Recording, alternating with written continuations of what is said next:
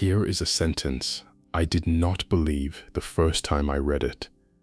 After a suicide makes the front page of a major American newspaper, the number of people who die in commercial airline crashes increases by 1,000%. Not 10%, not double, 1,000%.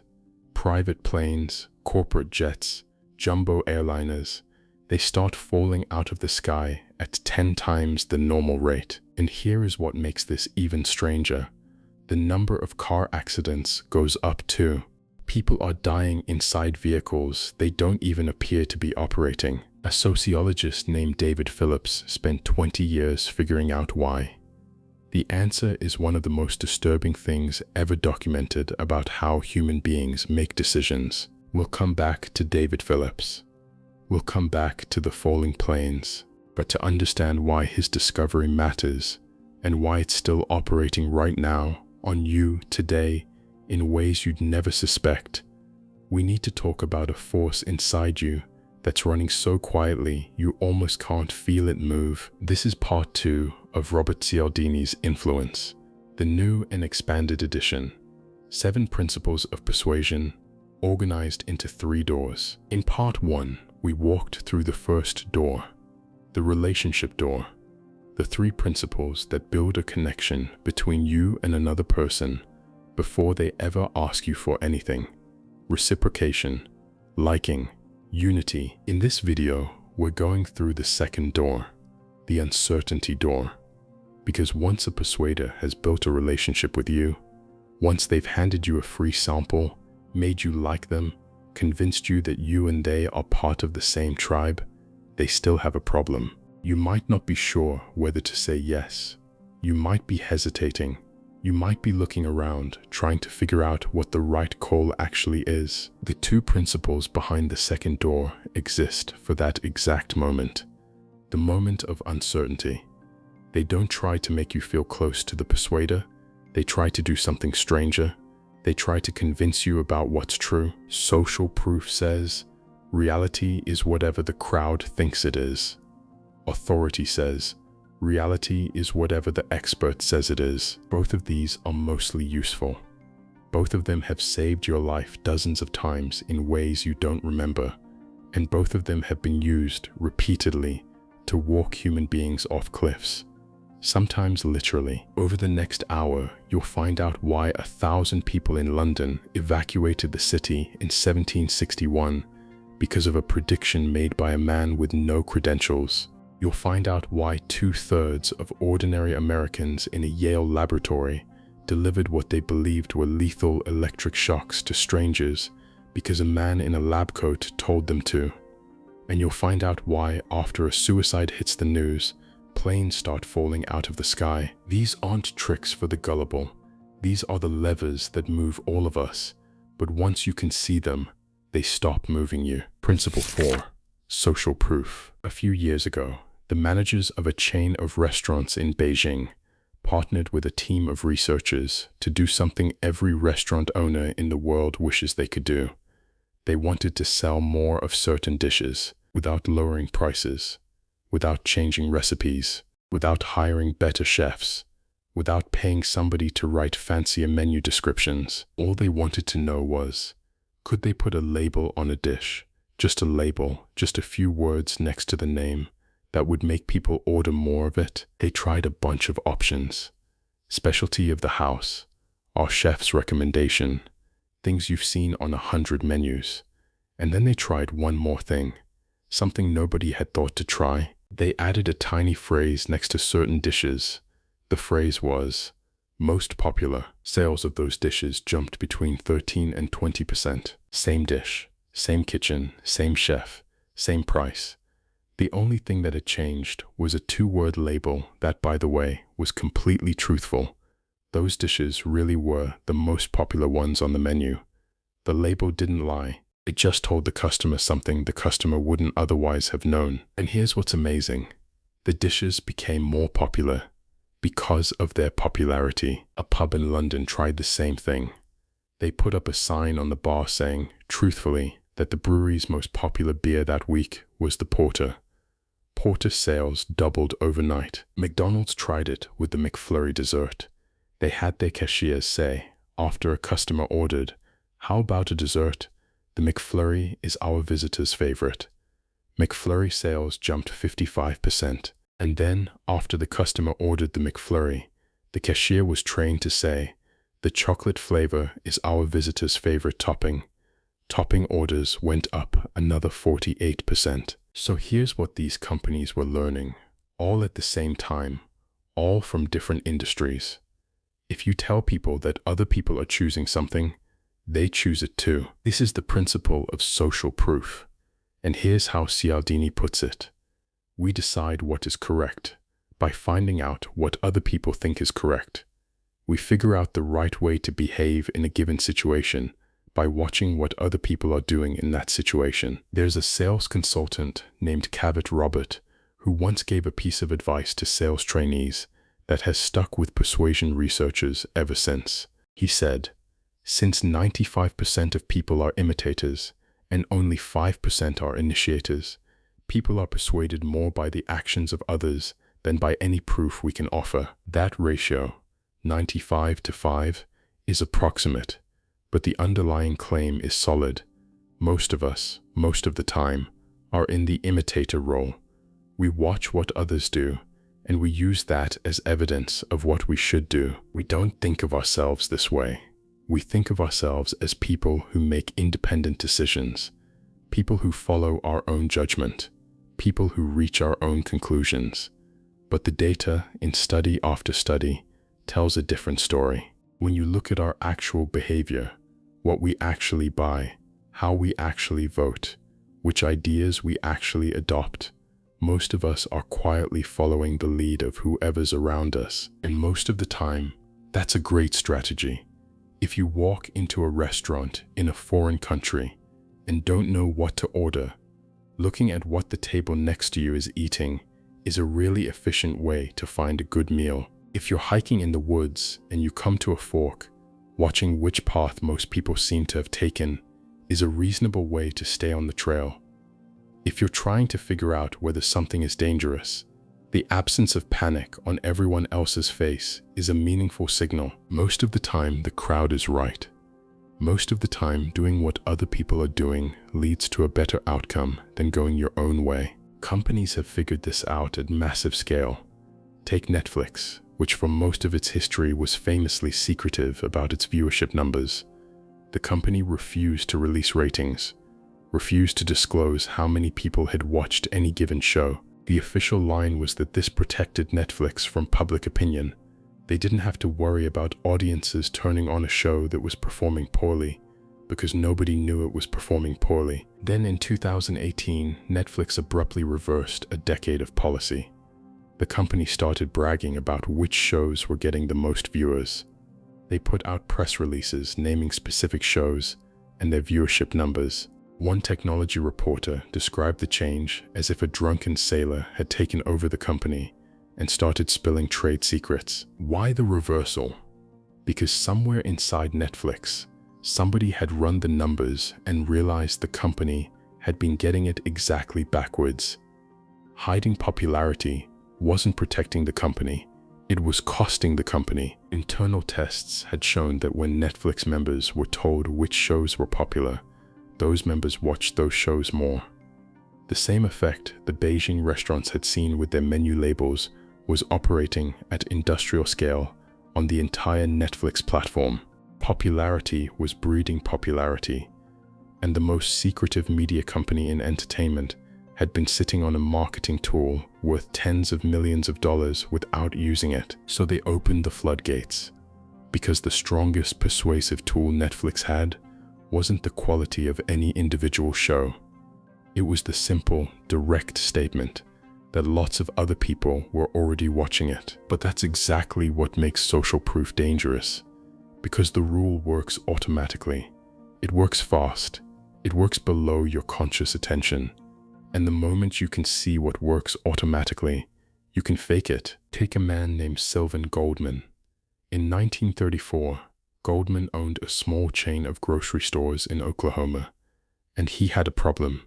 He'd noticed that his customers walking through the aisles with handheld baskets would stop buying things the moment those baskets got heavy. They couldn't carry anymore, so they'd just go check out, even if they wanted more. So Goldman invented something. He took a folding chair, attached wheels to the bottom, and bolted 2 metal baskets to it.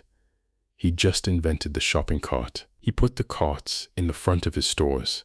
He put up signs explaining what they were and how to use them. He stationed employees nearby to help, and nobody used them. Not one customer. Day after day, the carts sat there empty. The customers kept lugging their handheld baskets and stopping when they got heavy. Goldman was about to give up. The shopping cart was going to be a failed invention. And then he tried one more thing. He hired actors.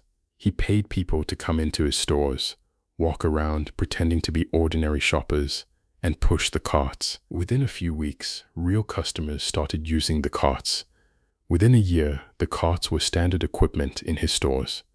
Within a generation, they had spread across America and around the world. Sylvan Goldman died with an estate worth over $400 million. The shopping cart is now arguably one of the most important inventions in retail history, and the only reason it caught on at all was that strangers started using it because they saw other strangers using it. If Goldman had been a little less stubborn, the shopping cart would still be considered a curiosity. The thing that made it real was social proof. Manufactured social proof, no less. Paid actors. Faked behavior. The same trick a nightclub uses when it makes you wait outside in line for an empty club. The same trick a bartender uses when they salt their tip jar with a few dollar bills before opening. The same trick a televangelist uses when they plant rehearsed people in the audience to come forward at the right moment. All of those tricks work for the same reason. Because the moment you see another person doing something, your brain quietly registers, apparently this is what people do. And from that point forward, you become more likely to do it yourself. Now that's the gentle version of social proof. That's social proof working in calm, low-stakes situations. But the principle gets much, much more powerful in one specific kind of moment. The moment when you don't know what's going on. Section 2. When uncertainty takes over. On the afternoon of a warm Friday in Chicago, a 12-year-old boy was playing in the bushes near one of the most visited tourist attractions in the city, the Art Institute. While he was playing, he found something. A body. The body of a 23-year-old woman named Lee Alexis Wilson. Lee Alexis Wilson had been beaten and strangled. Police later determined that she had probably been sitting or standing near a fountain in the museum's South Plaza in broad daylight when she was attacked. Her killer had dragged her into the bushes after the assault. Here is the part of the story that should not make sense. Police estimated that thousands of people had passed the site of her murder that afternoon. Thousands. Tourists, families, office workers on lunch breaks. The Art Institute is in the center of Chicago, and in the middle of the day, a young woman had been beaten to death and dragged into shrubbery, and thousands of people had been within feet of it happening. One man, when police interviewed him later, said he had heard a scream around 2 in the afternoon. He'd heard it. He had been close enough to hear a woman scream. He didn't investigate. When asked why, his answer was a single sentence. No one else seemed to be paying attention. Now you might be tempted to write that man off as a coward, as a bad person, as somebody who doesn't represent the way you would have behaved. Cialdini's research tells us that's almost certainly not true. The man in Chicago wasn't a coward. He was running a piece of mental software almost every human being runs. The software is called pluralistic ignorance. And here's how it works. When you're not sure whether something is happening, whether it's an emergency, whether it's a problem, whether it's a real threat, your brain doesn't decide based on what you see directly. It decides based on what other people seem to think about what you see directly. So you glance around, you take a quick read of the people near you, and you look at their faces, their body language, their reaction. But here's the trap. Everybody else is doing the exact same thing. Everybody else is also unsure. Everybody else is also reading the room. And because we humans, especially in unfamiliar situations, prefer to look composed rather than panicked, everybody is reading everybody else calmly, while privately wondering what's going on. What you see when you scan the crowd is a sea of people who appear calm. What they see when they scan the crowd is a sea of people who appear calm.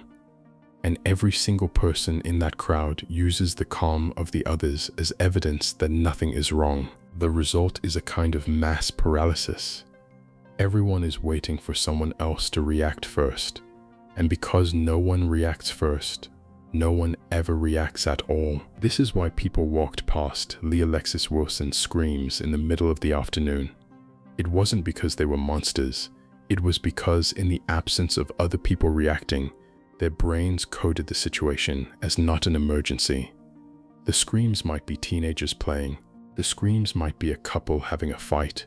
The screams might be almost anything.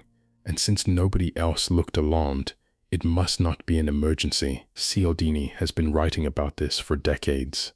And after he wrote about it, he had an experience that he says changed how he understood the principle from the inside. He was driving in his hometown of Phoenix when his car was hit at an intersection. Hard. Both drivers were injured. The other driver was unconscious, slumped over his steering wheel. Cialdini staggered out of his own car, bleeding, dazed, and stood at the side of the road. And what he saw next was exactly what his own research predicted. Cars were rolling slowly past the accident. Drivers were gawking. Not one of them was stopping. Not one of them was getting out to help. Not one of them was calling an ambulance. They were all running the same software the man in Chicago had run. They were all watching for someone else to act first. But Cialdini, unlike the man in Chicago, knew exactly what was happening. He had spent his career studying it. So he did the one thing his research told him to do. He pointed. He pointed directly at one driver. He looked the driver in the eye and said, in a clear voice, "Call the police." Then he pointed at a second driver and said, "Pull over, we need help." Then he pointed at a third driver, and help came. Within seconds, the first driver called 911. The second pulled over. By the time emergency services arrived, several drivers had stopped to attend to the unconscious man in the other car. Some of them stopped without being asked, because once one person had stopped, the social proof had reversed direction. Now stopping was the thing other people were doing, so stopping had become the right thing to do. What Cialdini did was disable the software. He removed the uncertainty.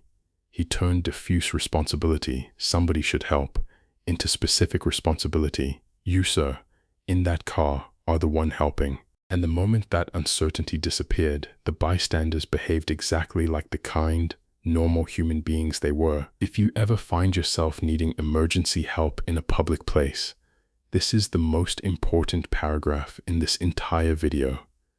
Do not just shout for help.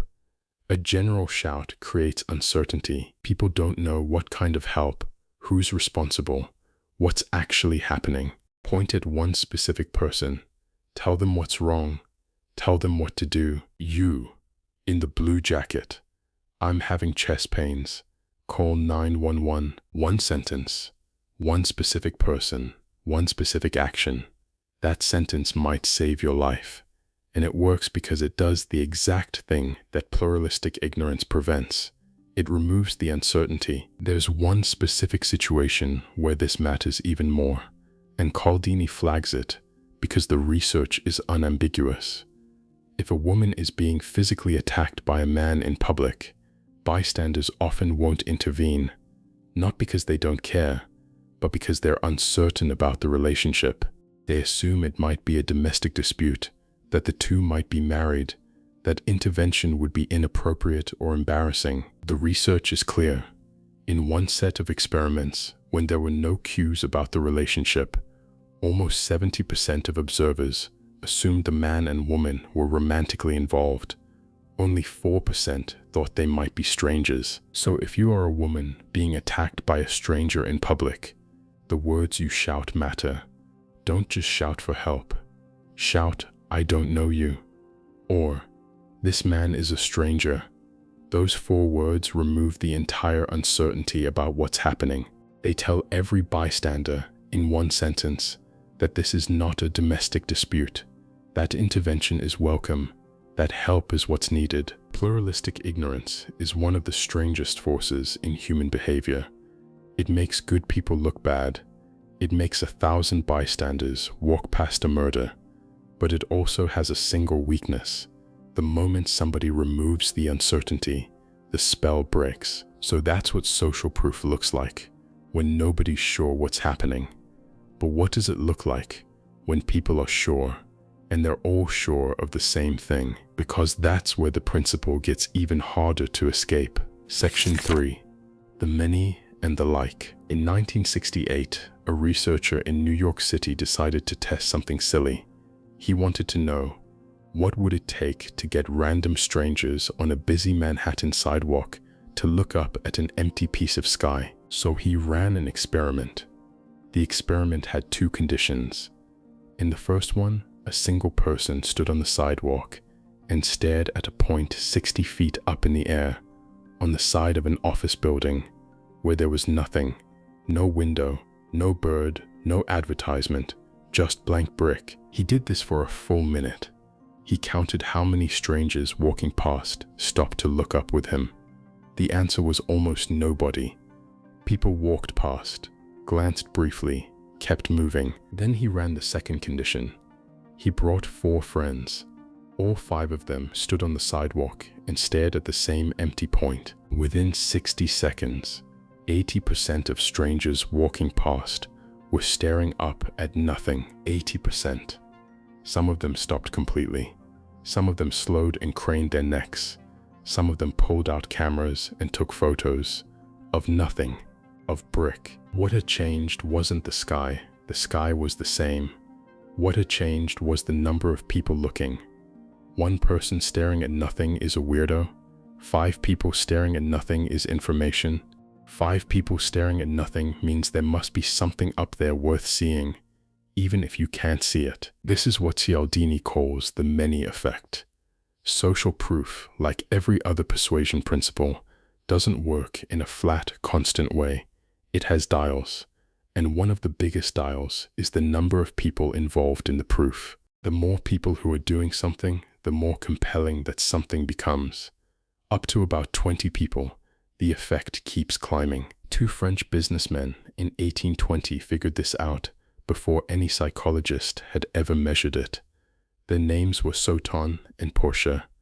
They were Parisian opera goers, but they weren't just going to the opera. They were running a business there, a business they called l'assurance des succès dramatiques, the insurance of dramatic success. Here's how it worked.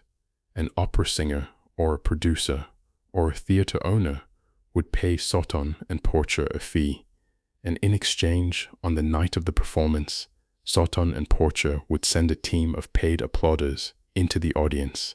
The applauders would be scattered through the seats, mixed in with the real opera goers, and at the right moments, at the end of arias, at curtain calls, at scenes the producer wanted to land, the applauders would explode into cheers and bravos, faking the sound of an enraptured crowd. The point wasn't to fool the singer. The point was to fool the audience.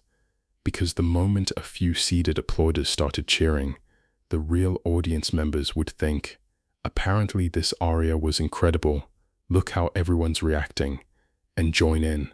And then the audience members next to them would join in, and by the end of the performance, the entire opera house would be on its feet roaring, and not one person in that room would know that the original cheers had been bought and paid for. This was such a successful business that within a decade, clacking, the practice of paid applause, was a permanent institution in opera houses across Europe.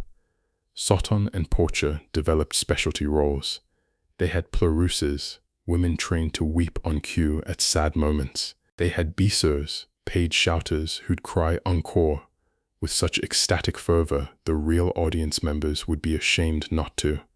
They had rieurs, professional laughers, paid for the infectious quality of his laugh, planted in the audience for comedies. You think this is ancient history. It isn't. The modern equivalent of the rear is sitting inside almost every sitcom you've ever watched. It's called a laugh track. The laughter on the soundtrack of a comedy show was originally recorded from a real studio audience and then digitally enhanced, sweetened, in industry parlance, by audio engineers whose entire job is to make the laughter louder and more infectious so that you, the viewer at home, will laugh more. And it works. Studies show that audiences exposed to a laugh track laugh more frequently, laugh longer, and rate the same comedy material as funnier than audiences who watch the same show without it. The laughter is fake. Your laughter in response is real. The many version of social proof is powerful. But there's another dial that's even more powerful. And that's the question of who the many are. Because here's what the research shows. Social proof works strongest when the people doing the thing are people like you. Cialdini learned this the hard way, and the story he tells about it is one I love. He has a son named Chris, and when Chris was about 3 years old, the family was living in Arizona where backyard swimming pools are everywhere. Cialdini, knowing how many young children drown each year in unattended pools, was determined to teach Chris how to swim. But Chris had a problem. He loved the water. He'd happily get into the pool, but he refused, absolutely refused to do it without his inflatable inner tube. No matter how Cialdini coaxed him, no matter how he pleaded, no matter how he reasoned, the inner tube went on, or Chris stayed out. After 2 months of getting nowhere, Cialdini hired one of his graduate students to help. The grad student happened to be a former lifeguard and swimming instructor, a professional.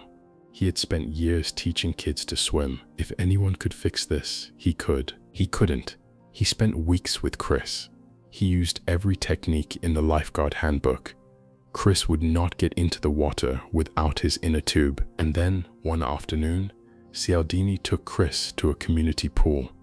There were other kids in the water that day, and one of those other kids was about Chris's age, maybe 3 or 4 years old, and that kid was paddling around without an inner tube, just swimming, like a kid. Chris took off his inner tube, walked to the edge of the pool, and got in.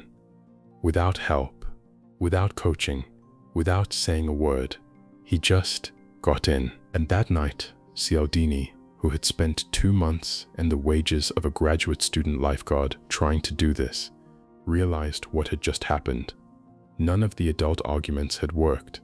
None of the professional techniques had worked. What worked was one 3-year-old who looked exactly like Chris, doing exactly what Chris was afraid to do. Cialdini has a name for this.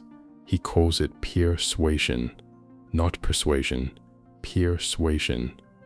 The principle of social proof works most powerfully when the people doing the thing are people the observer can identify with. Same age, same kind of person, same situation. This is why testimonials work better when they come from John or Mary every person rather than a celebrity.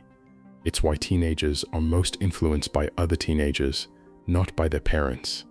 It's why anti-smoking campaigns work better when other smokers tell the story than when a doctor does. And it's why every advertisement on television featuring real people, testimonials about a pain reliever, a soft drink, a car, is doing the same trick. They are showing you somebody who looks like you doing the thing they want you to do. Your brain is supposed to fill in the blank. They're like me, they did it, so I should do it too. Now, social proof from the many and social proof from people like you are powerful in everyday situations. But the principle has a darkest version, a version where it doesn't move you to look up at the sky, or to laugh at a joke, or to take off your inner tube and get in the pool. A version where it moves you to do something you'd never imagined doing on your own, something dangerous, something irreversible. To understand that version, we have to go back to the falling plains. We have to meet a sociologist named David Phillips, and we have to start, of all places, with a novel published in 1774. Section 4. The Dark Mirror. In 1774, a young German writer named Johann Wolfgang von Goethe published a short novel called The Sorrows of Young Werther. The book was about a sensitive, romantic young man named Werther who falls hopelessly in love with a woman who is engaged to another man. The love is impossible. Werther cannot have her. He cannot stop loving her. And in the final pages of the novel, after writing a long letter explaining his despair, Werther shoots himself. The book made Goethe famous overnight.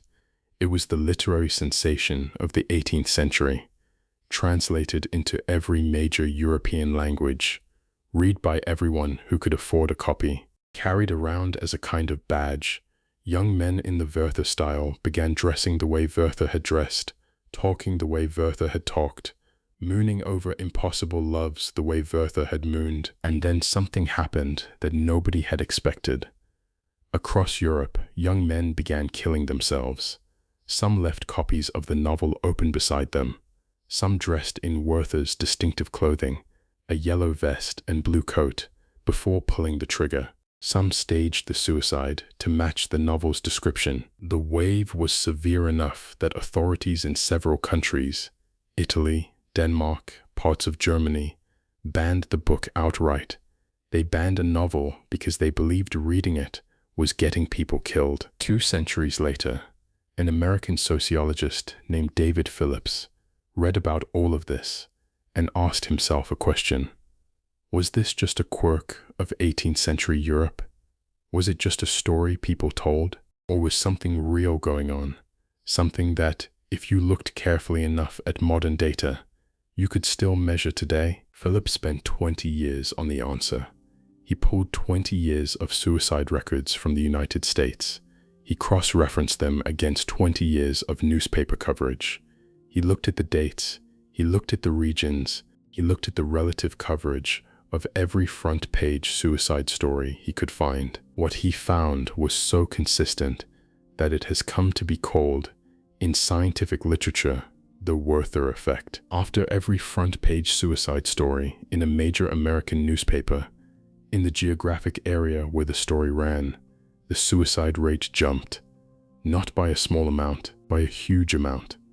On average, 58 more people than usual killed themselves in the 2 months following the story. Each front-page suicide story killed an additional 58 people who otherwise would have lived. Phillips called these copycat suicides imitation, the principle of social proof, operating in the darkest possible domain. Troubled people, people who were already in pain, already considering taking their own lives, read about somebody else who'd made that choice. And in their pain, in their search for whether this was a possible thing to do, they found their answer in the story. If somebody else did it, then it was a thing people did. Then it was an option. But here's where it gets stranger.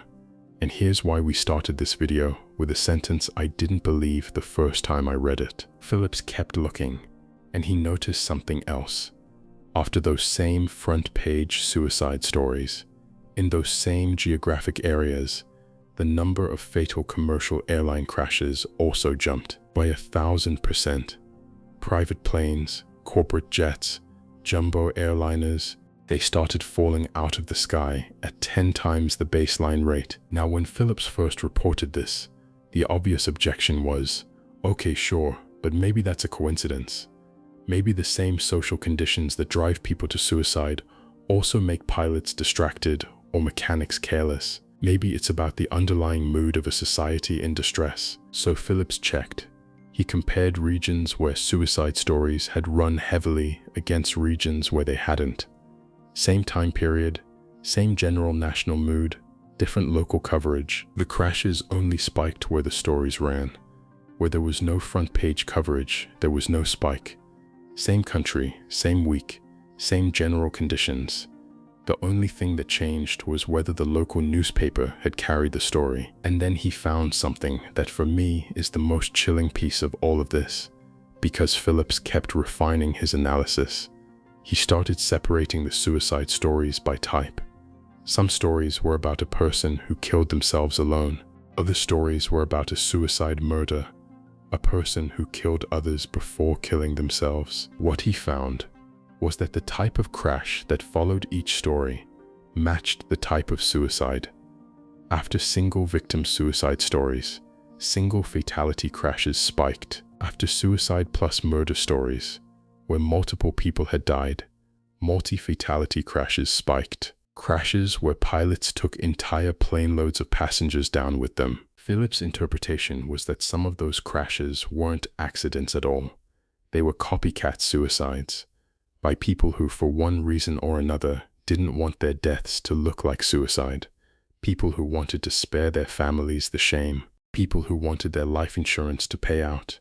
People who wanted their reputations preserved. And the way they'd accomplish this would be to crash a plane, to swerve a car into a tree, to plow a private aircraft into another one against the warnings of the control tower, to go down inside a vehicle and have it look, on the surface, like an accident. I don't tell you this to be morbid.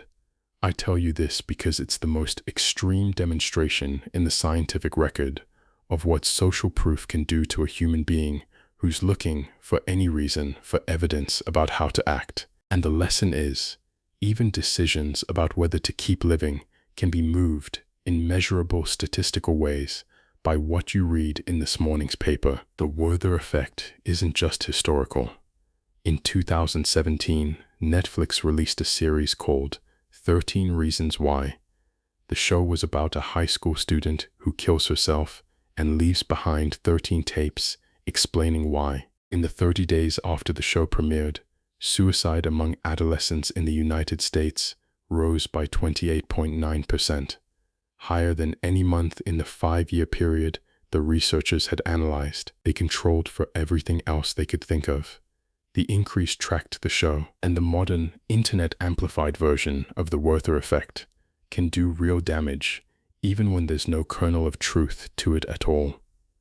In the late part of 2019, a rumor began on Facebook in Baltimore. The rumor said that men in white vans were abducting women across America for sex trafficking and to sell their body parts. There was no evidence for this. None.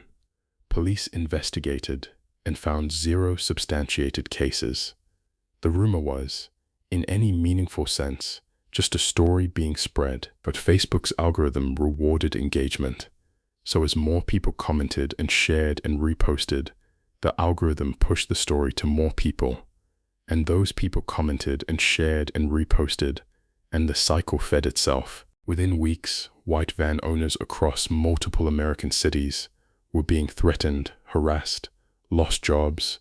One workman was shot and killed by 2 men acting on a false claim of an attempted abduction, and the mayor of Baltimore, Bernard Young, an actual elected official with access to police intelligence, got on television and warned the women of his city not to park near white vans, to keep their phones ready in case someone tried to abduct them.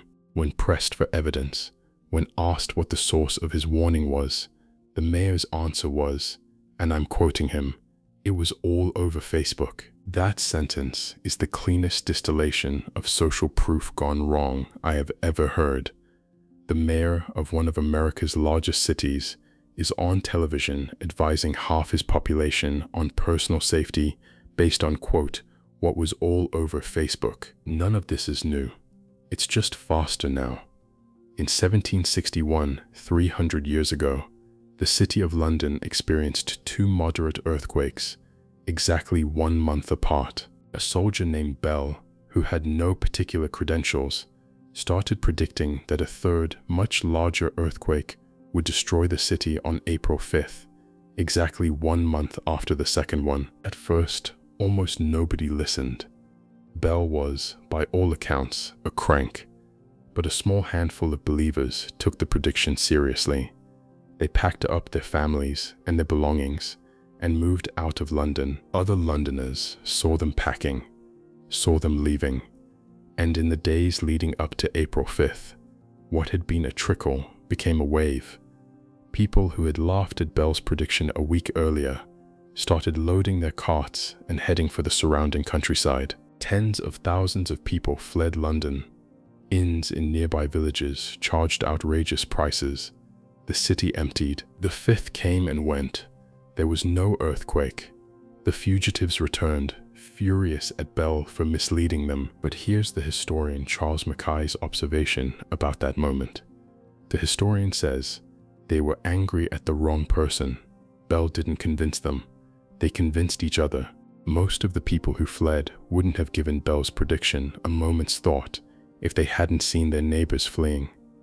The neighbors became the proof, and once enough neighbors were proof, even the people who had laughed at the prediction packed their carts." So that's the dark version of social proof. Manufactured panics, imitation suicides, hoaxes that take on lives of their own and end in real deaths, which leaves the question we always end with. If this principle is this powerful, this automatic, this hard to resist, how on earth do you defend yourself? Section 5. The defense. The defense against social proof is harder than the defense against any of the principles we covered in part 1, and it's harder for one specific reason. Most of the time, social proof is right. Most of the time, the crowd has better information than you do. Most of the time, doing what other people are doing is the smart move. If you arrive in a foreign city and you don't know which of 2 restaurants to eat at, picking the one that's full is genuinely better strategy than picking the empty one. If you're in a fire drill at an unfamiliar building, following the people walking quickly toward an exit is going to keep you alive. If you're new to a job, watching what your experienced coworkers do before contributing your own ideas is just basic respect for what they know. You can't defend yourself by deciding to ignore the crowd. The crowd is usually right. If you start ignoring it across the board, you'll make worse decisions, not better ones. So the defense isn't to refuse to listen to the crowd. The defense is to know when the crowd is being faked. The defense is to ask 3 specific questions. 3 quiet checks you can run in any moment when you feel social proof starting to move you. Question 1. Is this proof manufactured? Sylvan Goldman hired actors to push his shopping carts. Sorton and Porcher seeded opera audiences with paid applauders. Nightclubs make you wait in long lines outside an empty club. Bartenders salt their tip jars with their own money. Online stores buy fake 5-star reviews. Politicians plant ringers in debate audiences whose cheers will be picked up by the cameras. Companies pay for testimonials and write them as if they came from ordinary customers. Every single one of these is the same trick. They're not waiting for real proof to develop. They're manufacturing it and putting it where you can see it. So the question is, how do I know if this proof is real? You don't always, but the warning signs are surprisingly specific. If a product has nothing but 5-star reviews, if every review uses similar language, if a business is suddenly viral on a single platform with no other footprint, if everybody is doing something that nobody was doing a week ago, those are signals.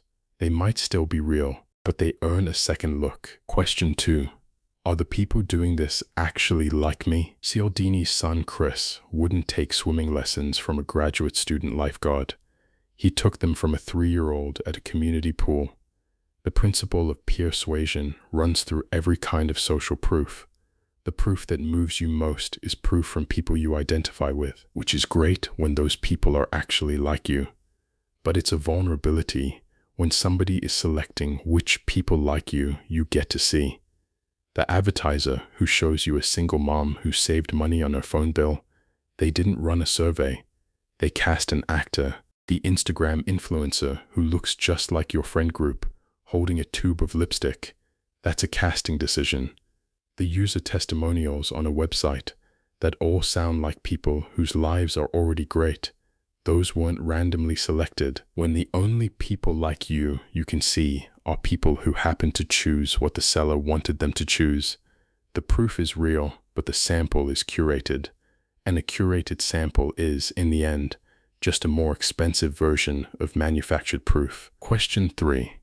Am I leading or am I following? Remember Cialdini's car accident. He was bleeding by the side of the road. Cars were rolling past. Every single driver was waiting for some other driver to act first. None of them was a bad person. They were just bystanders, running the standard pluralistic ignorance software. If you ever want to feel the power of social proof in your own life, watch yourself in moments of small decision.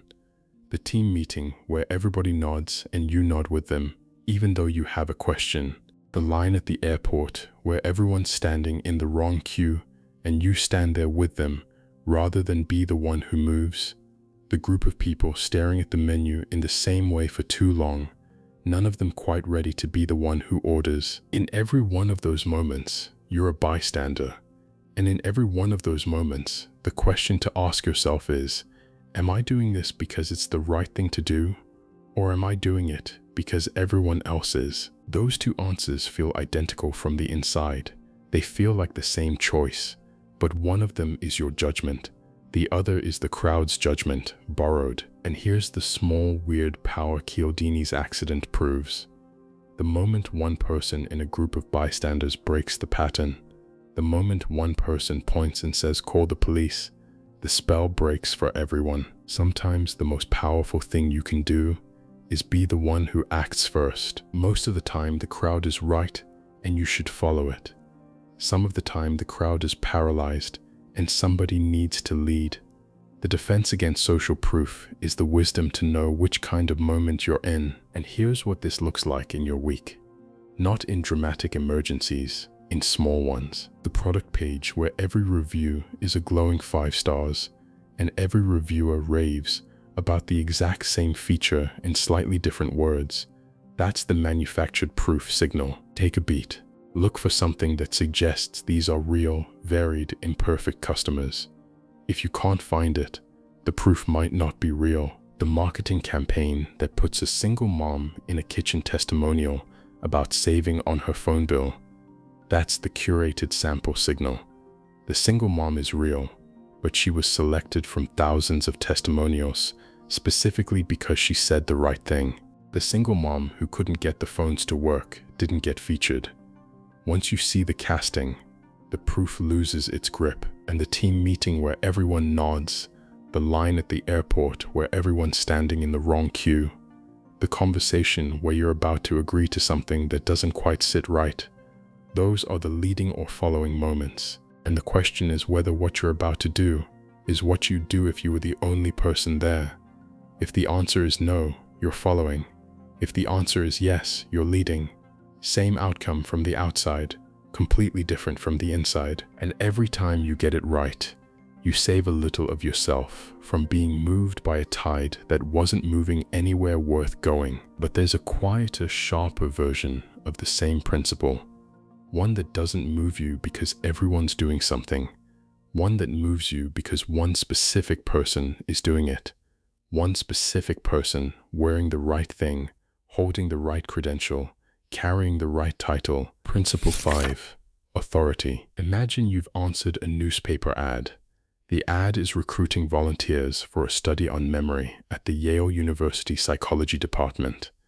You're paid $4.50 to spend an hour at the laboratory, plus car fare. You arrive at the building, climb the stairs, and walk into a small room. In the room, you meet 2 men. One of them is wearing a gray lab coat and carrying a clipboard. He introduces himself as the experimenter. The other is a man about your age, dressed normally, who looks a little nervous. He explains that he's a volunteer too, mild-mannered, pleasant. He mentions, almost in passing, that he has a heart condition. The experimenter explains the study. It's about how punishment affects learning. One of you will be the teacher. The other will be the learner. The learner will memorize a long list of word pairs and try to recall them. Every time he gets one wrong, the teacher will deliver an electric shock. With each wrong answer, the shock will increase by 15 volts. You draw lots. You get the teacher role. The other man, the one with the heart condition, gets the learner role. You watch the experimenter strap him into a chair. Electrodes are attached to his arm. The experimenter explains that the shocks can be extremely painful, but they will cause no permanent tissue damage. Then he leads you out of the room and into a separate room with a console. On the console, there are 30 switches in a long row. Each switch is labeled with a voltage. The first switch is 15 volts. The last is 450. As the voltage rises, the labels above the switches get more alarming. Slight shock, moderate shock, strong shock, very strong shock, intense shock, extreme intensity shock, danger, severe shock.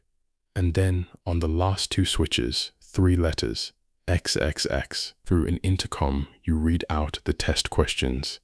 Through the intercom, the learner answers. When he gets one wrong, the experimenter sitting beside you says, "Please give him the next shock." At first, the shocks are small. He grunts. You feel uncomfortable, but it's tolerable. By 75 volts, his grunts are louder.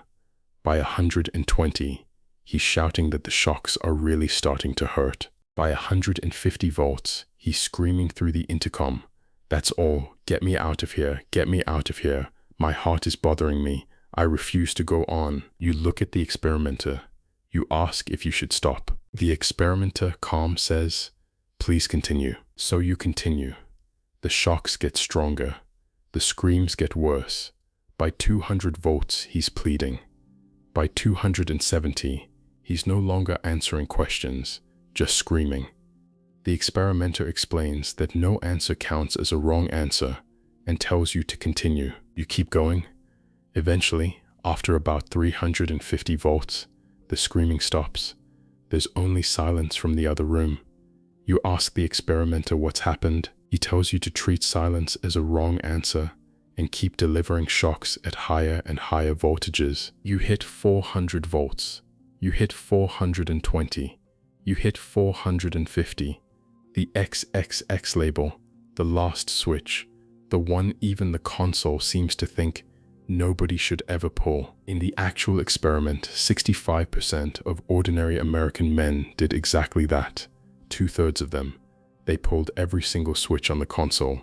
They went all the way to 450 volts, past the dangerous label, past the final scream, all the way to the end. The study was run in 1963 by a Yale psychologist named Stanley Milgram.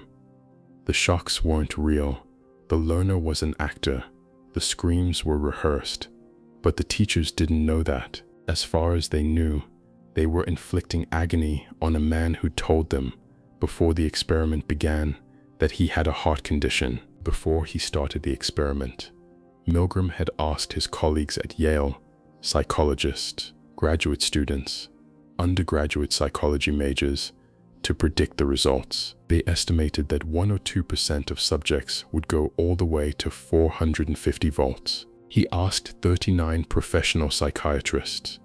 The psychiatrists predicted that maybe 1 in 1,000 subjects would do it. The actual number was 65%. Now, when the results came out, people did what people always do when faced with disturbing data.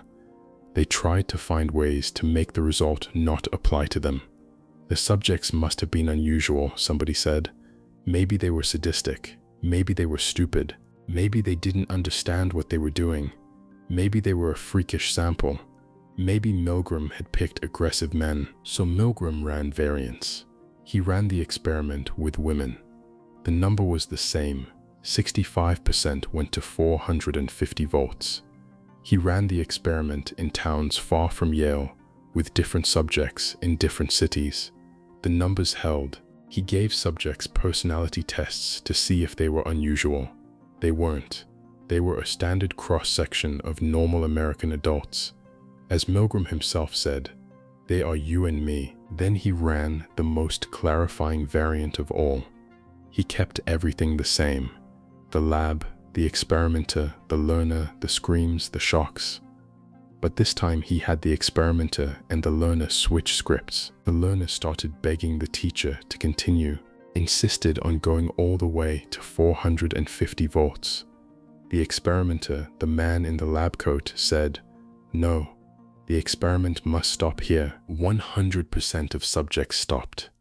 Not one teacher delivered a single additional shock when the order to continue came from the fellow subject instead of from the man in the lab coat. The lab coat was the variable, not the science, not the screams, not the heart condition. The lab coat, the clipboard, the institutional setting, The experimenter who by his calm, neutral, professional demeanor signaled to every teacher that he, the experimenter, was the one who knew what should happen here. And once that was the case, 65% of ordinary, decent Americans were willing to set aside the screams of a stranger to follow him. Milgram described one subject, a mature, poised businessman who entered the laboratory smiling and confident. Within 20 minutes, this is how an outside observer described him. He had been reduced, quote, to a twitching, stuttering wreck, rapidly approaching a point of nervous collapse. He constantly pulled on his earlobe and twisted his hands. At one point he pushed his fist into his forehead and muttered, "Oh God, let's stop it." And yet he continued to respond to every word of the experimenter and obeyed to the end. Read that again.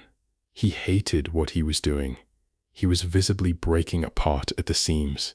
He was begging out loud for permission to stop, and he could not bring himself to defy the calm, mild-mannered man in a gray lab coat who, with no threats and no incentives, simply kept saying, "Please continue." If the Milgram experiment seems remote, like a thing that could only have happened in a laboratory, to specially chosen subjects, in a controlled setting, let me tell you about a man named Stephen Brian Wilson. In 1987, Wilson was a Vietnam veteran and an anti-war activist.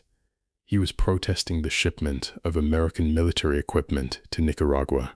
On September 1st, he and 2 other men lay down on the railroad tracks leading out of a naval weapons station in Concord, California, blocking the path of a scheduled munitions train. They had announced their plan 3 days in advance. The Navy knew, the railroad knew, the crew of the train knew. The plan was straightforward. When the train approached, the protesters would refuse to move, and the train would have to stop. The train didn't stop. The civilian train crew had been given orders not to stop, so they didn't. They could see the protesters 600 feet ahead of them. They had time to brake. They didn't brake. 2 of the men managed to scramble out of the way at the last second. Wilson didn't. The train ran over him. Both of his legs were severed below the knee. Navy medical corpsmen at the scene refused to treat him, refused to allow him to be transported in their ambulance. His wife and son had to try to staunch the bleeding for 45 minutes. 45 minutes of his life leaking out, until a private ambulance arrived. Now here is the part of the story that takes the breath out of you. Wilson didn't blame the train crew. He didn't blame the corpsmen. He pointed his finger at the system that constrained them, at the orders. He said, and I'll quote him, "They were just doing what I did in Nam. They were following orders that are part of an insane policy. They're the fall guys." But the train crew did not share Wilson's compassion. The train crew sued him. They filed a lawsuit against the man whose legs they had cut off, claiming punitive damages for the humiliation, mental anguish, and physical stress they had suffered because he hadn't allowed them to carry out their orders without cutting off his legs. Read that again. They sued him for not letting them carry out their orders without cutting off his legs. Mercifully, an American court threw the lawsuit out. But the lawsuit itself tells you something. It tells you that the train crew, when they thought about what had happened that day, did not see themselves as the agents who had decided to keep the train moving. They saw themselves as the agents of the orders. The orders had told them not to stop. They hadn't stopped. The fact that the orders had cost a man his legs didn't enter their moral calculation, because in their minds, the orders were the responsible party. They were just the executors. That's the Milgram experiment. Outside the laboratory, in real life, in the United States, in 1987, authority is one of the deepest currents inside the human animal. From the moment we're born, our parents are right and we're wrong. Our teachers are right and we're wrong. Our doctors are right and we're wrong. And mostly, that's a great system. The people in authority over you, in childhood and in much of adult life, do know more than you. Following them is, on average, a winning strategy, but the same circuit that says, listen to the authority, doesn't have a built-in test for whether the authority in front of you right now is real, relevant, or trustworthy, the circuit just fires. The lab coat fires it. The uniform fires it. The title fires it. The calm professional voice fires it. And the moment it fires, your normal moral judgment turns down. Your normal capacity for refusal goes quiet. You become, for a moment, an executor. So the question for the next 2 sections is, what exactly are the things that fire that circuit? What does an authority signal even look like? Because once you know that, once you can name the symbols, you can also see when they're being borrowed by people who don't deserve them. Section 7. Title, Suit, and Symbol. Walk into a small Italian-American grocery store anywhere in the northeastern United States and look at the canned tomatoes. You'll find half a dozen brands, and one of them will probably be a brand called Fermano. Fermano has an Italian-sounding name. The label has Italian colors. The whole package suggests this is the authentic stuff, the way Nonna would have made it. Here is what most people don't know. Fermano is not a separate brand. Fermano is a man named Ferman who runs a tomato canning company in central Pennsylvania. At some point in the company's history, the marketing department made a small discovery. When they put canned tomatoes on shelves under the name Ferman, the cans sat there. When they put the same tomatoes on the same shelves under the name Fermano, adding one letter, one tiny vowel at the end, the cans flew off. Same tomatoes, same factory, same farmers. The only difference was a single letter that made the brand name end in an Italian-sounding sound. And on that single letter, the company's customers granted Ferman the authority to be a real Italian food. This is the first kind of authority signal Cialdini identifies. Titles, names, anything that suggests, in a moment, that the person or thing in front of you is the kind of person or thing that's authoritative in the relevant area. And titles are easy to fake, almost trivially easy. Anybody can put the letters MD after their name on a website. Anybody can say they're a senior consultant. Anybody can call themselves a wealth strategist, or a master coach, or a certified anything. The credentials cost nothing to claim, and once claimed, they trigger the circuit. The same shortcut works in person. There's a study Cialdini cites that I want you to picture. A young researcher named Leonard Bickman in the 1970s ran a series of experiments to find out exactly how much an authority symbol, just one, could change human behavior. Bickman had assistants approach random pedestrians on the streets of New York. The assistants made small, slightly odd requests. Pick up that paper bag. Stand on the other side of that bus stop sign.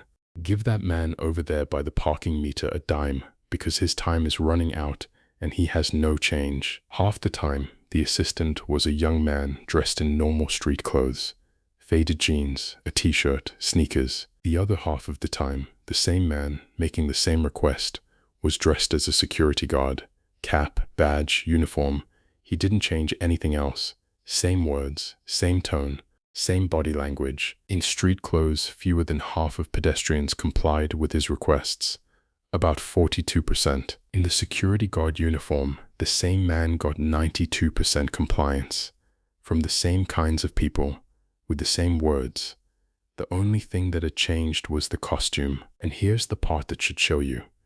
In the parking meter version of the experiment, the assistant wearing the security guard uniform would point to a man 50 feet away by the meter, tell the pedestrian to give him a dime, and then walk around a corner and disappear. By the time the pedestrian reached the meter, the security guard was nowhere in sight. He had left the scene. He couldn't see whether they followed his instruction. He had no way to enforce anything. It didn't matter. They still gave the dime. The uniform had moved them, even when the uniform was no longer there. Bickman later asked college students to predict how much the uniform would change compliance. The students were pretty good at guessing the street clothes number. They predicted about 50%, close to the actual 42, but they dramatically underestimated the uniform's power. They predicted around 63% compliance for the uniformed requester. The real number was 92. We don't just respond to authority symbols. We respond to them while underestimating, by a factor of almost 2, how much we're responding to them. Now the security guard study is striking because the requests in it are minor. Pick up a bag, give a stranger a dime, stand on the other side of a sign. But the same uniform trigger operates in much higher stakes situations. In medical settings, where the uniform is the white coat, the trigger fires harder and the consequences are bigger. Hospitals have figured this out so completely that they've built it into their internal hierarchy. In many American teaching hospitals, the length of a doctor's white coat actually communicates the doctor's status. Medical students wear short white coats. They end at the waist. Residents in training wear medium-length coats. They end mid-thigh. Attending physicians, the most senior staff, wear long white coats. They end below the knee. One of Cialdini's readers, a physician himself, wrote in to describe what this looks like in daily practice. At the start of every new hospital rotation, he'd make a point of wearing his long coat. Without fail, he wrote, the transition went smoothly. Nurses spoke to him with deference. Pharmacists checked with him before raising concerns about a prescription. The orders he wrote were filled without challenge, but when he'd interact with short coats, even when those medical students were giving the right answer, hospital staff would openly suggest alternative diagnoses, sometimes rudely. The coat length, he wrote, was doing a job that the actual medical knowledge should have been doing. The right coat made you right. The wrong coat made you doubted. Now that sounds like a small workplace quirk until you read about a case Cialdini describes in the same chapter. The case is called the rectal earache. A physician was treating a patient for a painful infection in the right ear. The treatment was simple. Apply eardrops several times a day to the affected ear. The doctor wrote out the prescription, but instead of writing the location in full as right ear, he abbreviated. He wrote, place in our ear, place in our ear. The duty nurse, a registered, experienced, fully qualified medical professional with years of training and years of practice, read the prescription, our ear, and without questioning it, without checking with the doctor, without thinking it through, she put the eardrops into the patient's anus. The patient, a conscious, awake, lucid adult who had presented for treatment of an ear infection, also did not question what was happening, did not say, wait, that's not how I expected this to work, did not say, are you sure that's what the doctor meant? The doctor had ordered drops in the rear. The nurse was administering drops in the rear, so the patient lay there and let it happen. Read that story again, slowly. A nurse who has been administering medications professionally for years, a patient who has been managing their own healthcare for decades, and the abbreviation in a doctor's handwriting, 3 letters that in context made absolutely no medical sense, overrode the judgment of 2 adult human beings, one of them a trained medical professional, the other being personally affected by the decision in real time. That's the white coat.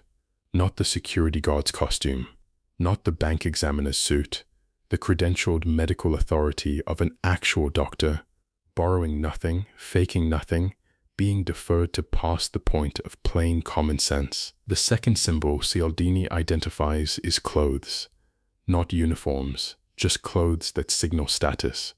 The business suit in particular. In Texas, researchers ran a study where the same man jaywalked across an intersection, against the light, against traffic, against the law, at the same crosswalks, at the same times of day. Half the time he wore a freshly pressed business suit and tie.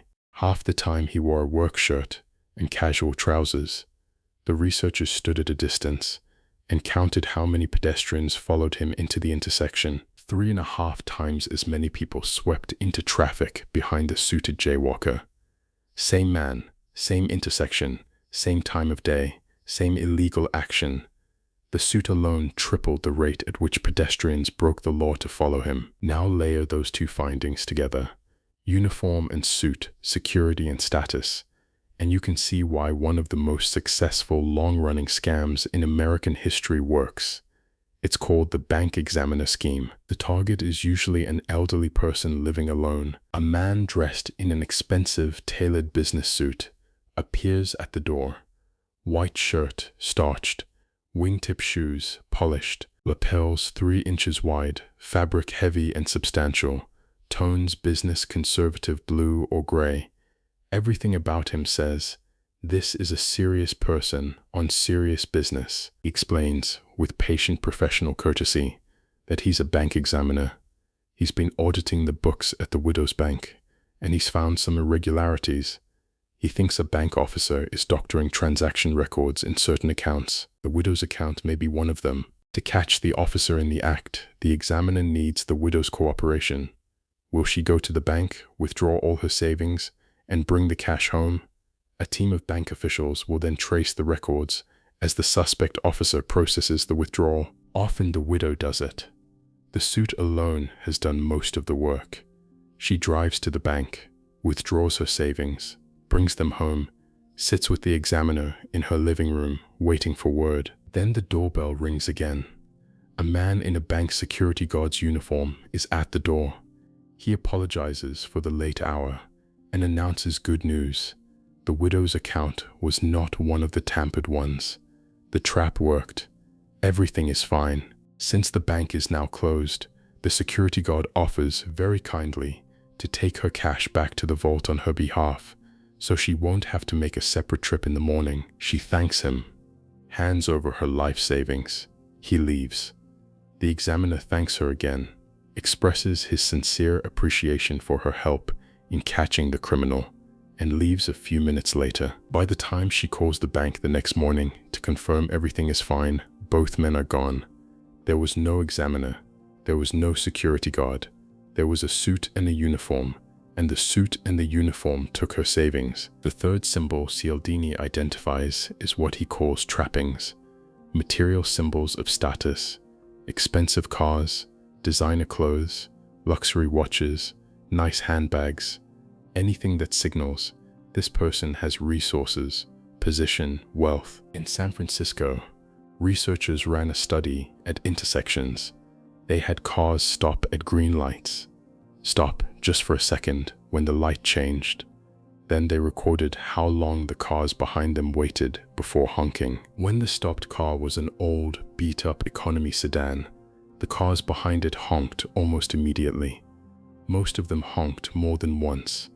2 of them rear-ended the stopped car. When the stopped car was a luxury BMW, 50% of drivers waited the entire 15 seconds without ever honking once. Same intersection, same delay, same drivers, statistically. Different car. The luxury car got 15 seconds of patient deference. The economy car got immediate aggression and physical contact. When researchers later asked male college students to predict their own behavior in this situation, the students predicted they would honk faster at the luxury car than at the economy car. They imagined themselves as anti-elitist. They imagined themselves as the kind of guys who don't put up with rich people's bad driving. The actual data showed the opposite. They were more deferential to the BMW than to the beat-up sedan, and they didn't know it. All 3 of these signals, title, uniform, trapping, share one feature that makes them dangerous. They can be borrowed. The shopkeeper can change his name. The con artist can buy a uniform. Anybody with $5,000 can lease a luxury car for a week and use it as a prop. The signals work because they used to be expensive to fake. In the modern world, they aren't, and our brains haven't updated. But that's the surface layer. The titles, the uniforms, the trappings. These are the easy authority signals. The cheap ones to fake, the cheap ones to spot once you know to look. The deeper question is what makes someone an authority you actually should listen to? What makes an authority worth obeying? And that question has a 2-part answer. An answer that, once you understand it, gives you a tool you can use on every authority figure you'll meet for the rest of your life. Section 8. The 2 Pillars. In 2006, a modern art specialist named Michel Strauss attended an art auction in London. On the block was a painting by the early 20th century Austrian expressionist Egon Schiele. The painting had been pre-estimated to sell for somewhere between $200,000 and $250,000. That was Strauss's price range, more or less, and he intended to bid. As the bidding started, Strauss noticed something. Someone else in the room was also bidding aggressively, and that someone else Strauss recognized was a famous Schiele expert, a scholar who had written extensively about Schiele's work, a man whose entire professional life revolved around understanding the value of paintings exactly like this one. So Strauss kept bidding. The price climbed past $300,000, past $400,000. The expert kept matching every bid. Strauss thought to himself, "This man knows something I don't know. There must be something about this painting, about Schiele's market, about something that justifies these numbers. He's the expert. He wouldn't keep bidding if he didn't see real value here." At $620,000, almost 3 times the pre-auction estimate, Strauss finally dropped out. The expert won the painting. Some weeks later, Strauss saw the expert at an industry event and asked him about the bidding war. Why had he gone so high? What had he seen in the painting that justified those numbers? The expert answered, "I bid that high because I thought you knew something I didn't." 2 experts in a room, each watching the other, each assuming the other had information they themselves lacked, each using the other's bidding as proof that the painting was worth more than the public estimate. Neither of them, it turned out, had any private information at all. They had bid each other up by hundreds of thousands of dollars on the basis of mutual deference to expertise neither of them actually possessed. This is the seductive thing about expertise. The seductive thing is that we are usually right to defer to it. Most of the time, somebody who has spent 20 years studying a thing knows more about that thing than you do. Most of the time, following the expert is the correct move. So the deference is, like all the levers in this book, a useful shortcut.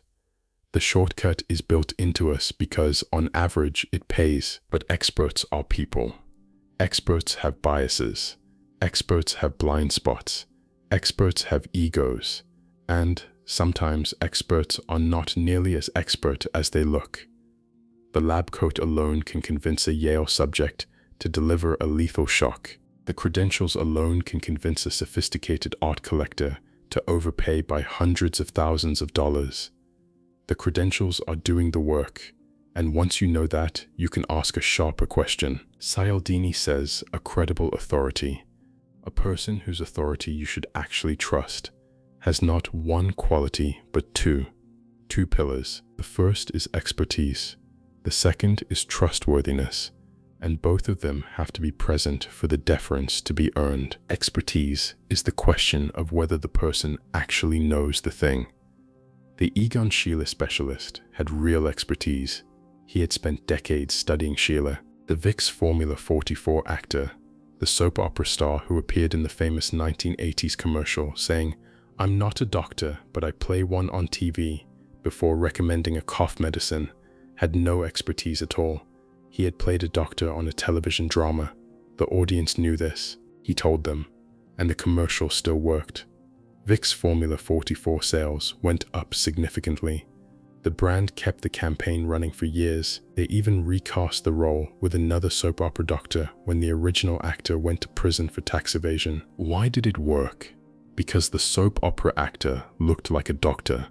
He had associated himself in viewers' minds with a specific medical character, and the brain, the same brain that calculates honking times for BMWs versus economy cars, quietly registered the visual cue and obeyed. So the first question, against any authority, is this person actually an expert in this specific thing? Not in something adjacent, not in something it looks like, in this specific thing. But the second pillar, trustworthiness, is the more interesting one, because expertise alone isn't enough. An expert who has reasons to deceive you isn't a credible authority. They're a credentialed salesperson. the cardiologist who recommends the heart procedure that earns him a commission, the financial advisor whose product happens to pay him the highest fee, the car mechanic who finds 3 more problems on top of the original problem. They're all experts. They might all be experts who are also honest, but you can't tell. The expertise is real. The trustworthiness is the question. So how do you build trustworthiness when you actually deserve to be trusted? Cialdini found something counterintuitive about this. Something that, once you see it, you'll notice everywhere. The most common move when you want to come across as credible is to lead with your strengths. Open with your best argument. Open with the most flattering case you can make. Save the weaknesses, the drawbacks, the limitations for the end, or never mention them at all. The research on this is unambiguous. That move backfires.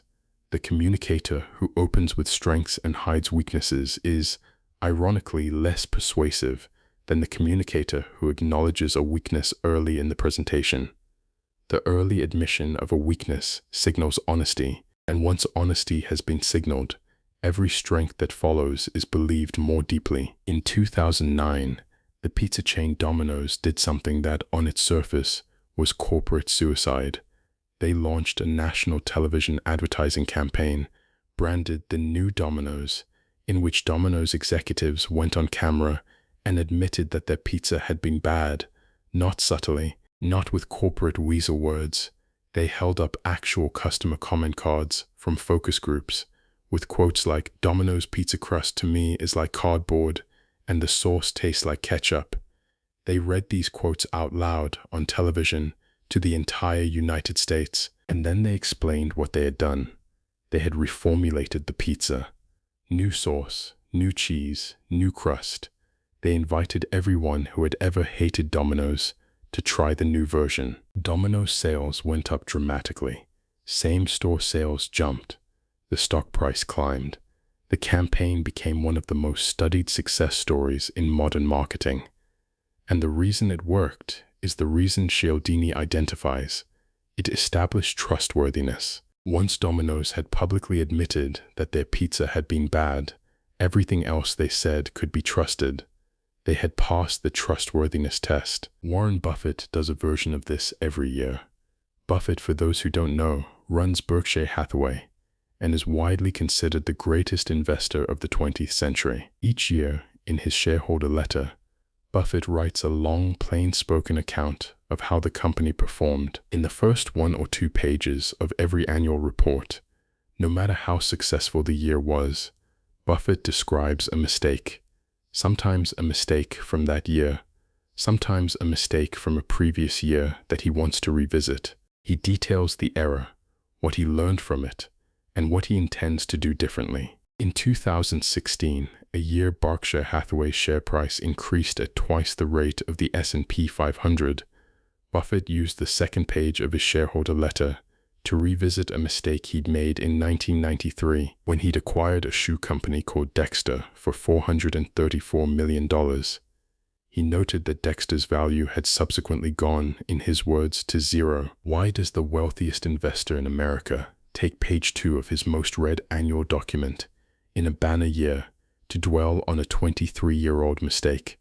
Because by doing it, he establishes trustworthiness, and every claim he makes for the rest of the report, every projection, every defense of company strategy, every confident assertion about the future gets to be heard from a manifestly trustworthy communicator. This is also why product reviews work the way they do.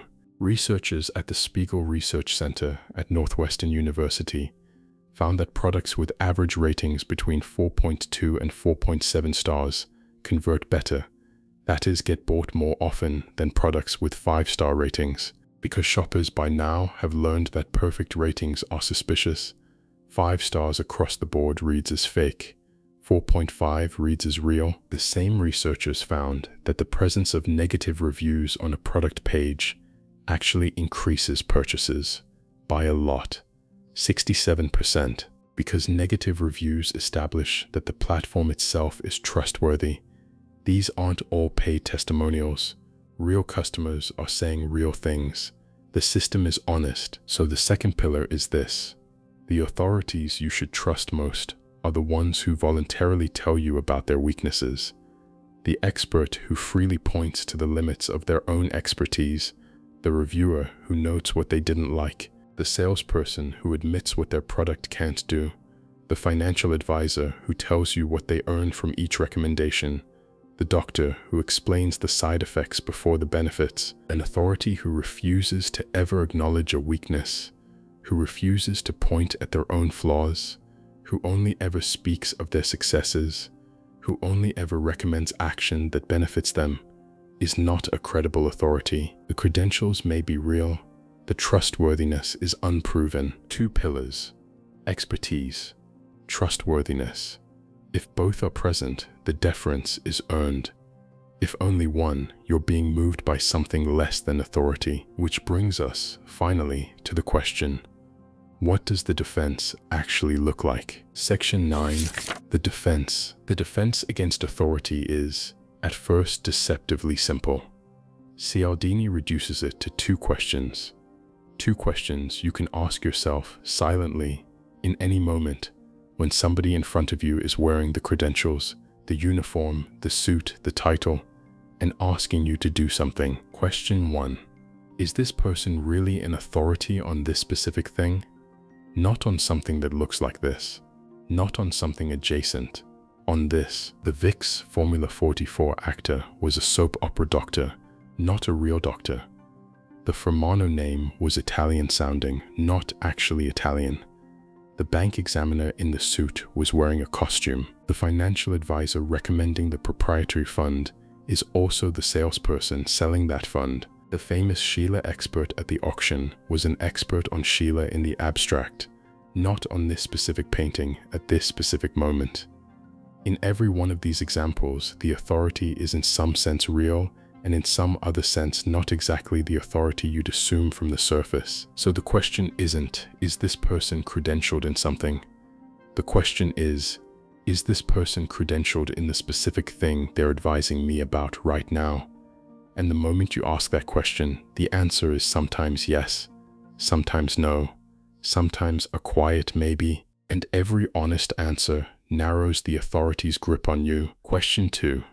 Is this person trustworthy on this specific thing right now? Trustworthiness, Cialdini says, isn't a fixed property. It depends on the situation. A doctor giving you medical advice on a problem you came to him about is generally trustworthy. The same doctor selling you a supplement his clinic sells in the lobby is by definition less trustworthy on that specific recommendation, because his interest in selling you the supplement isn't aligned with your interest in needing it. The expertise didn't change, the conflict of interest changed, and once there's a conflict, trustworthiness is no longer a clean yes. The question to ask is, does this person have any reason to give me advice that's good for them but not for me? If yes, the trustworthiness is in question. If no, if the person clearly has nothing to gain from your specific decision, the trustworthiness is much higher, and the deference can be much deeper. Watch for the small signs. The salesperson who acknowledges the limits of their own product, who voluntarily admits a weakness, like the Domino's executives in the cardboard crust commercial, is signaling trustworthiness. The salesperson who refuses to acknowledge any drawback at all is signaling its absence. Cialdini also makes a point that I want to leave you with. He says, and I'm paraphrasing, the way to defend against authority is to remove the surprise. Most of the time, people get moved by authority because they don't see it coming. They walk into a hospital, they see a white coat, and the deference fires automatically before they ever notice it firing. By the time they're aware of having complied with the authority, they've already complied. So the defense is to know in advance that the lab coat is a trigger, the uniform is a trigger, the expensive suit is a trigger, the luxury car is a trigger, the title, doctor, professor, expert, consultant, is a trigger. And once you know their triggers, you can keep your normal capacity for thought when they're around. Knowing that doesn't make you cynical. It doesn't make you suspicious of every doctor and every expert and every uniform. It makes you free in a different way. You get to listen to authority, take its advice seriously, follow its recommendations when they make sense, and reserve the small specific power to stop and ask the two questions when something doesn't sit right. Real expertise, when it's also trustworthy, is one of the great gifts in human life. The doctor who actually knows what's wrong with you, the mechanic who actually knows what's wrong with your car, the teacher who actually knows the subject. Following them is wisdom. Refusing to follow them is foolishness. But the symbols of expertise, the titles, the uniforms, the suits, the trappings, those are not the same thing as expertise itself. They can be borrowed, they can be faked, they can be wrapped around a person who has no business giving you advice. And every time you can tell the difference, you keep a small piece of yourself out of the hands of someone who would otherwise have moved you. Here's what this looks like in your week. The financial advisor who recommends an investment product his firm sells. He's an authority on finance, generally. Question 1. Is he an authority on what's specifically right for you, given your specific goals and your specific situation? Maybe. Question 2. Is he trustworthy on this specific recommendation, given that his firm pays him for selling this specific product? Probably less so. Same person, same credentials, two different answers depending on what you're asking him. The doctor who prescribes a medication. Almost always an authority. They spend years learning this. Almost always trustworthy. They have no financial stake in your specific prescription. Both pillars present. The deference is earned. Take the medication. The same doctor recommending a supplement his clinic sells in the lobby. Same person, same training, same long white coat. But now the trustworthiness pillar has a crack in it. The financial alignment changes the answer. Worth pausing on. The famous expert on television who says the economy is about to crash. Question 1. What specifically is this person an expert in? Predicting macro outcomes or being on television? Question 2. Is he trustworthy on this prediction right now, given that fear sells books and crashes get him on TV? You don't have to dismiss him. You just have to weigh him correctly. That difference is what this whole video has been about. The same difference in two different forms. With social proof, the question is this crowd real and is it actually like me? With authority, the question is this expert real and are they trustworthy? Different principles, same underlying habit of mind. Both of those habits, once they're yours, change the way the world looks. You walk through your week and the manufactured social proof is visible. The borrowed authority is visible. The triggers you used to react to without seeing are now triggers you can see. Some of the time you'll still go along with what they're suggesting because the suggestion is good and the source is honest.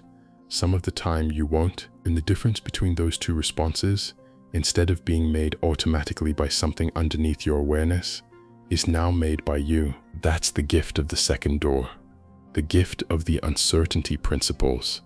Not to make you suspicious, to make you sovereign. Key takeaways. Let's pull this together. In part 1, we walked through the relationship door, reciprocation, liking, and unity.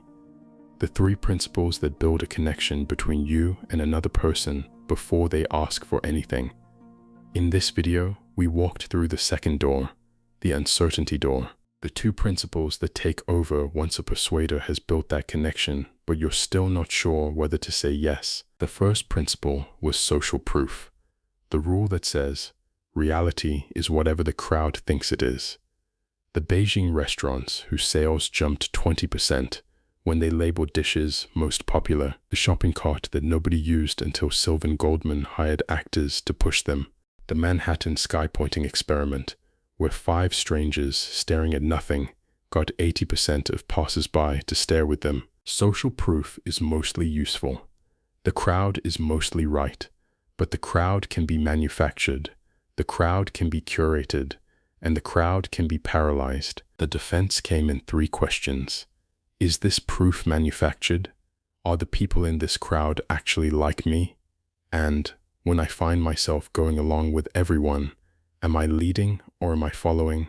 Because Cialdini's own car accident proved that sometimes the most powerful thing you can do is be the one person who breaks the spell, the one who points at the driver and says, "Call the police." And the dark version of social proof was the Werther effect, the reason planes start falling from the sky after suicide stories, the reason an unfounded Facebook rumor about white vans put real Americans in danger, the reason 10,000 Londoners fled an imaginary earthquake in 1761. Social proof is, on average, your friend. Some of the time, it is the most dangerous force you'll encounter. The second principle was authority. The rule that says reality is whatever the expert says it is. 2/3 of ordinary Americans in Stanley Milgram's Yale laboratory delivered what they believed were lethal electric shocks to a stranger because a man in a gray lab coat told them to. A train crew kept moving forward against 3 days of warning and severed Brian Wilson's legs because their orders said don't stop. Then they sued him. Authority signals come in 3 forms. Titles, like the letter O that turned ferment tomatoes into Fermano. Uniforms, like the security guard costume that nearly doubled compliance for the same man making the same request. And trappings, like the BMW that made 50% of San Francisco motorists wait 15 patient seconds before honking when they would have honked instantly at an economy car. All 3 of these symbols are easy to fake, cheap to borrow. The bank examiner scheme works because a man in a tailored suit and a partner in a security uniform can take a widow's life savings without ever showing a real credential. The Vicks Formula 44 commercial worked because a soap opera actor who played a doctor on TV was for the purpose of moving cough medicine indistinguishable from a real doctor. But underneath the easy-to-fake symbols, real authority has 2 pillars. Expertise. Does this person actually know this specific thing? And trustworthiness. Do they have any reason to mislead me right now? When both pillars are present, deference is earned. When only one is present, you're being moved by something less than authority. Real trustworthiness, paradoxically, often shows up as honesty about weakness. The Domino's executives admitting on national television that their pizza had been bad. Warren Buffett dedicating page 2 of his shareholder letter to a 23-year-old mistake, even in a banner year. The product with 4.5 stars that converts better than the product with 5. The communicators willing to point at their own flaws are the ones whose strengths you can trust. And the defense against authority, like the defense against social proof, is the willingness to slow down at exactly the moment everything in you is saying go fast. The white coat says comply. The expert opinion says agree. The luxury car says wait. The deeper move is to ask, just for a moment, is this person really in authority on this specific thing? Are they trustworthy on this specific thing right now? 2 questions. That's the whole defense. And by the time you've asked them, the automatic deference has already loosened its grip enough for you to make an actual decision. Here is what I want you to carry with you when this video ends. The principles in part 1, reciprocation, liking, unity, work on you by changing how you feel about the persuader. The principles in this video work on you by changing what you believe about reality. The first set of principles asks, who is this person? The second set asks, what's true here? And the second set is harder to defend against. Because by the time someone has used social proof to convince you that everyone is doing something, or used authority to convince you that an expert recommends something, the reality you're working with has already shifted. You're not deciding whether to trust the persuader, you're deciding whether to trust your own perception.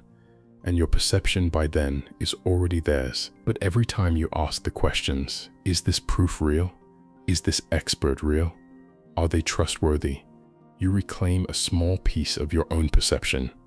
You stop accepting the reality you're being shown and start checking it. And every check is a moment of freedom. These principles will not stop existing. The crowd will keep manufacturing itself. The lab coats will keep walking into rooms. But once you can see them, they stop steering you, and the world becomes, in a small but real way, yours again. Closing. So that's part 2 of Influence, the 2 principles of the uncertainty door.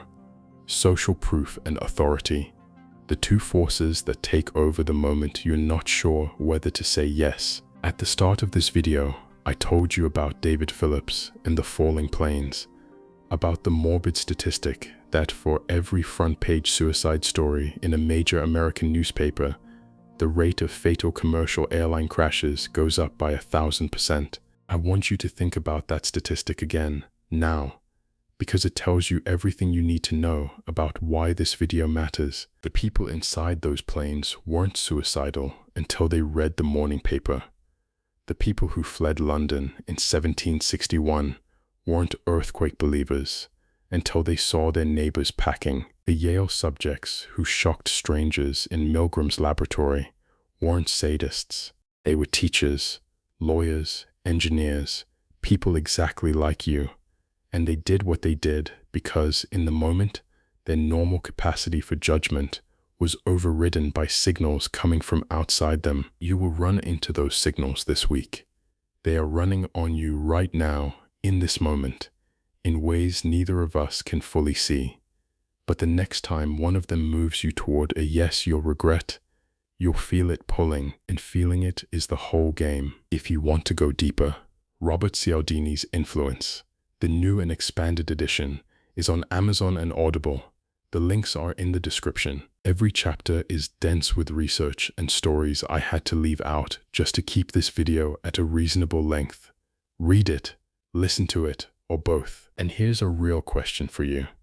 Of the 2 principles in this video, social proof and authority, which one do you think has had the bigger pull on a decision you regret? Not a big dramatic decision, a small one. A purchase, a vote, a meeting where you didn't speak up.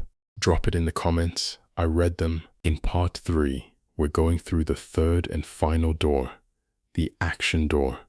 The 2 principles that take over the moment you've decided you might want to do something, but you haven't done it yet. Commitment and consistency, the force that lets a small written promise from yesterday determine an enormous decision today, and the force that turned American prisoners of war into collaborators with their captors during the Korean War. And scarcity, the force that explains why limited time offers work, why exclusivity sells, and why telling somebody they can't have something is the fastest way to make them want it more than anything they ever wanted before. The action principles are the most psychologically intimate of the 3 doors, because by the time they kick in, the persuader is no longer working on your relationships or on your sense of reality.